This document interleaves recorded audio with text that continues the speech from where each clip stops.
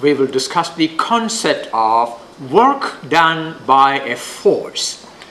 Well, first of all, you know what a force is.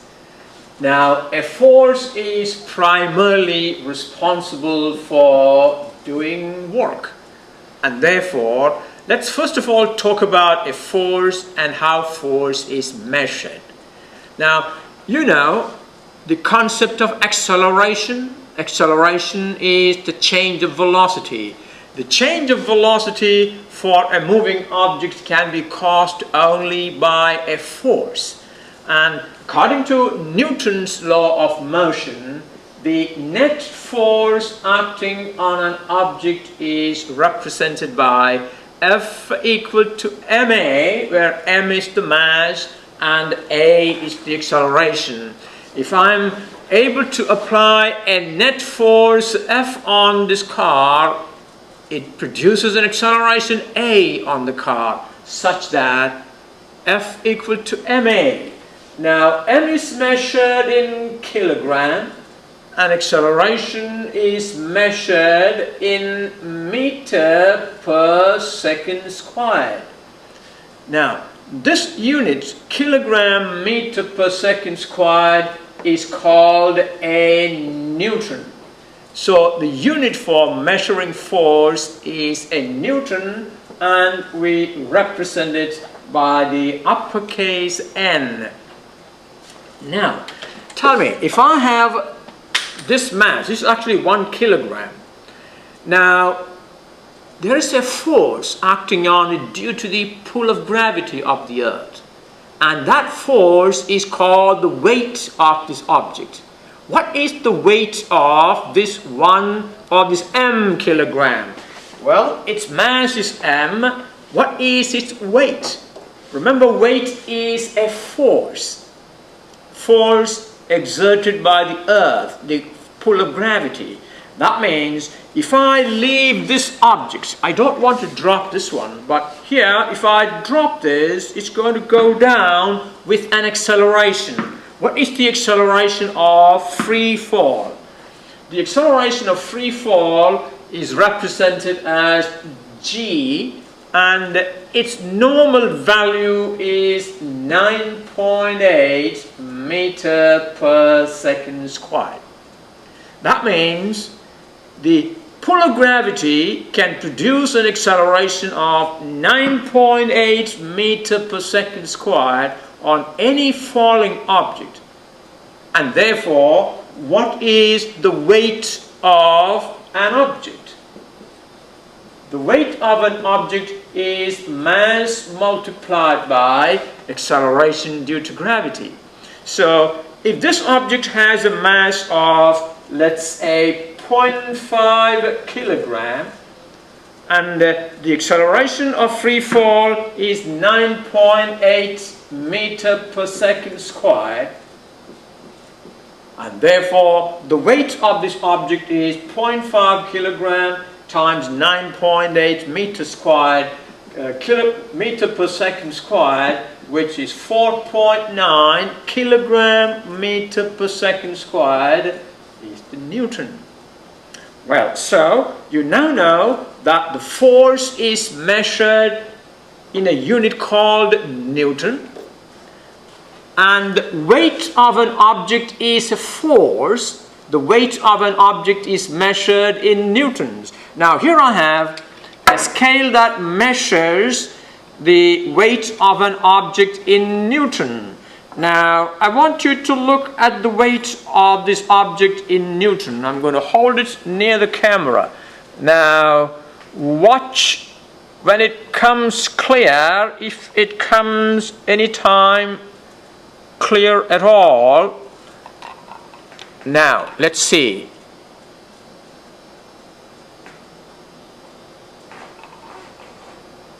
All right.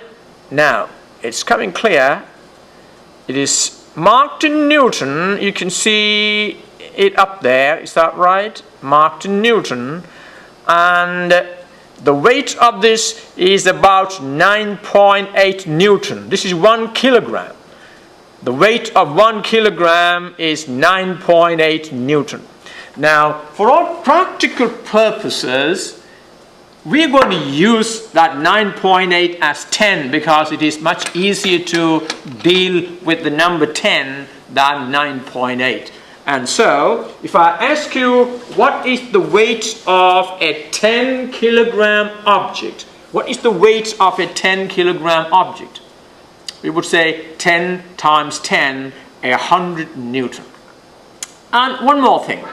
Tell me, if I have an object resting on a surface like this. Now here I have an object resting on a surface. What is the force that I need to apply to just lift it? I'm just lifting it. The amount of force I need to apply is a measure of its weight. So in order to lift an object, you need to apply a force equal to its weight. Alright, now having given this introduction, let's talk about work done by a force. Well, when does a force do work? A force does work only when it produces motion or when it produces a displacement. Now, so work done by a force is actually measured as the product of the displacement it produces and the force. So work is a measure of the product of force and displacement that the force produces. For example, if I apply a force of 10 Newton and moves an object by 2 meters, then the work done is 10 Newton times 2 meters. And that's how we measure work. So force is measured in a unit called Newton. I told you that. So a force F Newton applied on a box. Now look at the box sitting here, and I apply a force F Newton on it and produce a displacement of X meter on it. So a force F applied on this box displaces the box through a distance of X meter. Therefore, work done is force measured in Newton multiplied by displacement measured in meter. So it is force multiplied by displacement. And what is the unit of that work? Newton times meter. And the Newton times meter is called a joule. So work is measured in a unit called joule. We represent it by the uppercase J. Work done is measured in joules. Now, if I want to lift an object, say, upward by applying a force F, and I lift it through a height h. So if the box on the right shown here is lifted through a height h equal to 3 meters using a force of 200 Newton, what is the measure of the work done? Can you tell me what is the work I need to do to lift that box? Suppose this is the box that I need to lift. I apply a force of 200 Newton on the box and lifted it through 3 meters. What is the work done? Well, of course, the work done is the force applied multiplied by the displacement it produces, and therefore it will be 200 Newton times 3 meters. That will be 600 joules. That will be the amount of work that is done in this case. Now, this definition of work done and this method of measuring work done is useful only if the force remains a constant throughout the displacement.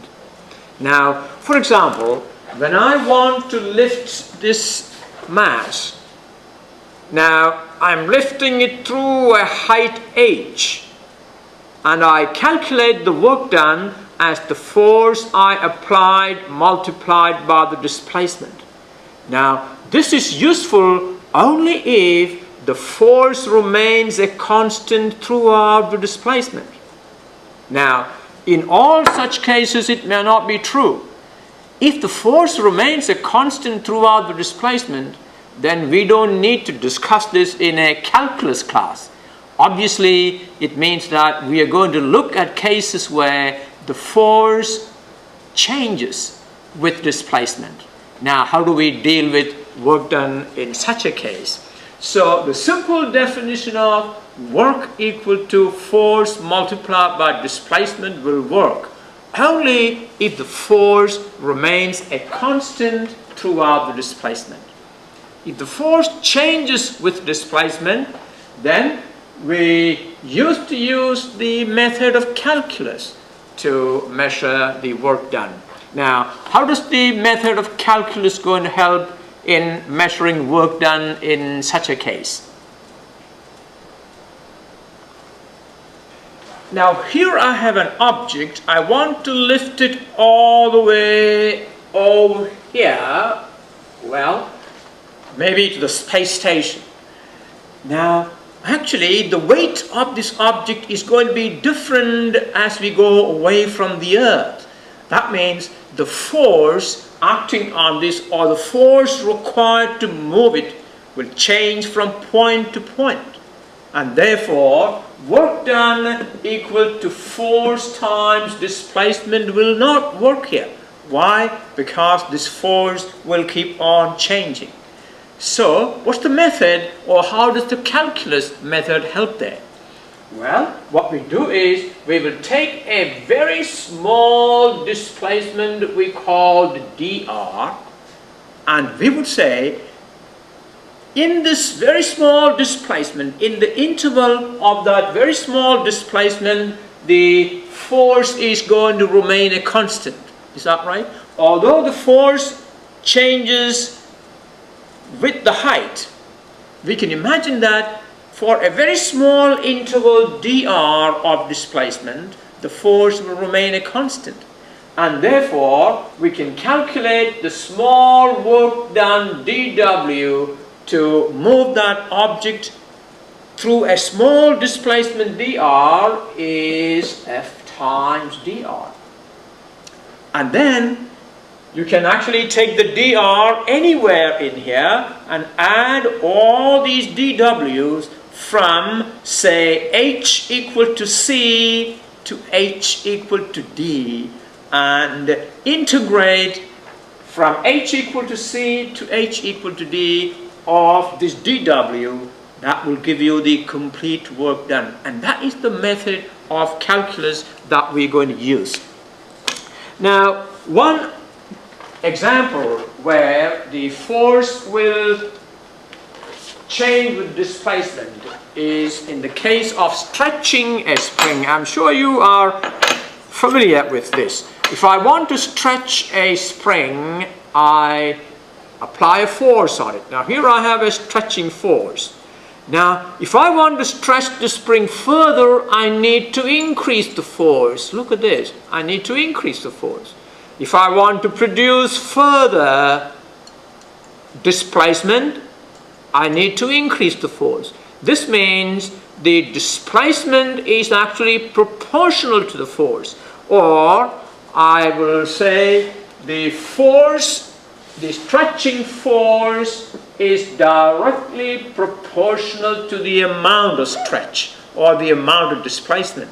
Or in this case, we will say F equal to kx.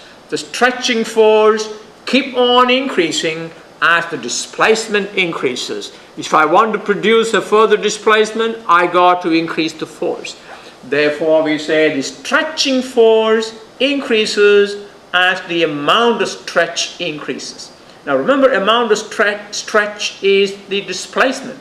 So as the displacement increases, you need to increase the force, or F equal to kx. For a spring, this law is called Hooke's law. Very important law, which says the amount of the force needed to stretch a spring is proportional